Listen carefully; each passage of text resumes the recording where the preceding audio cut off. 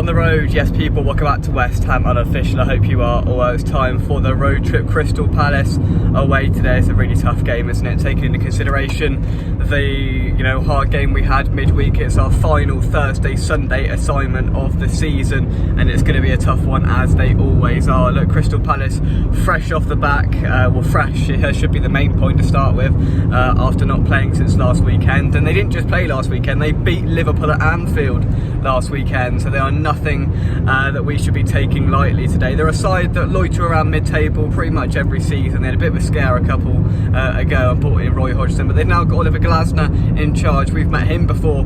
He was the Eintracht Frankfurt manager, of course, when they knocked us out a couple of years ago in the Europa League. He came in and I think, as far as I'm aware, instilled a little bit of expansive football at Selhurst Park. So it'll be interesting to see the shift between Roy Hodgson and Oliver Glasner today. Listen, all their fans were calling for it. They all wanted a change, and the board gave it to them, and they brought in this manager. And by all accounts, it seems to be going relatively well so far. I mean, we'll have a good look at them today.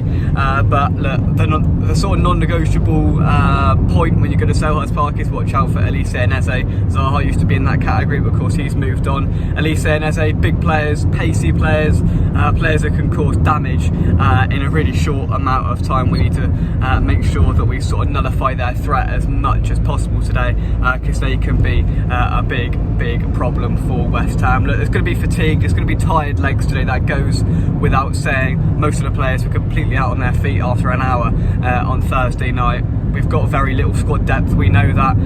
You can ramble on about the January transfer window all you like. This is the situation we're in. 5 games to go, and the players are knackered, if we're totally honest. But look, we've got Emerson and it should be Paqueta coming back into the side today, who haven't played for a week. So that means they're fresh. That's 2 players. I don't know whether Areola's back fit or not, whether it be Fabianski between the sticks. We'll have to wait and see.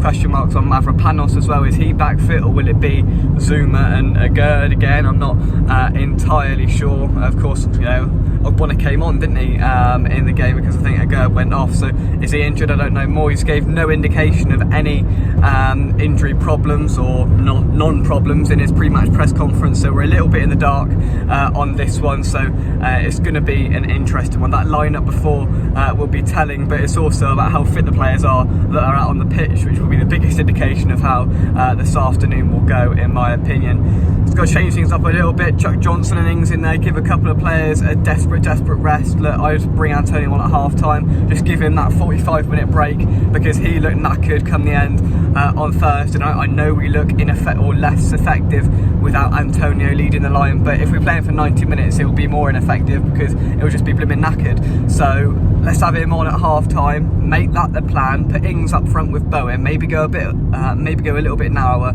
and try and get at those centre halves on the ground. Maybe not lump the ball up to Ings and Bowen. That shouldn't be the game plan if they're starting today. Ben Johnson for me comes into the side, whether it's in midfield or at fullback. I'll leave that for Moyes to decide. I think he deserves a start. And apart from that, we're struggling really, aren't we?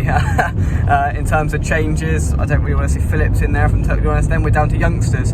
So Cornet, perhaps, I don't know, came on for a bit on Thursday night. Potentially, I'd be surprised if he started him, to be honest, because we all know the situation there. But apart from that, there are no more changes apart from youth players that Moyes can make. So it's going to be very much similar to Thursday night, maybe a couple of subtle tweaks from Moyes. We've just got to hope the players come out and give it their all and have got 100% in them, and have got a decent 90 minutes worth of fitness in them. We'll have to wait and see, but we can't really blame the players too much if they do run out of energy towards the back end of this game today, because of how many games we've played over the last few weeks and the sort of severity and cruelty of the 2 games against Leverkusen. They've been tough games.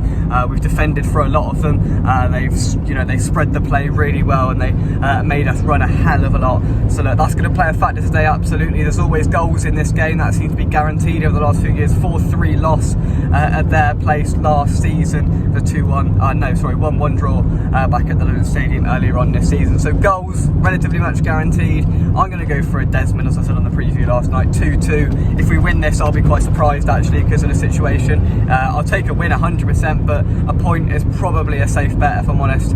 I don't think they'll have quite enough to beat us, and I don't think we'll quite have have enough in us to beat them. 2-2, a couple of defensive lapses probably, and a couple of good goals sees us get a point and hopefully recover ahead of Liverpool at home next weekend. And a week break, isn't that going to be good? So yeah, thanks for watching. Drop a like on the video and subscribe to West Ham Official if you're a new vlog later on. But until then, we'll see you soon. Come on, you Irons, and bye bye.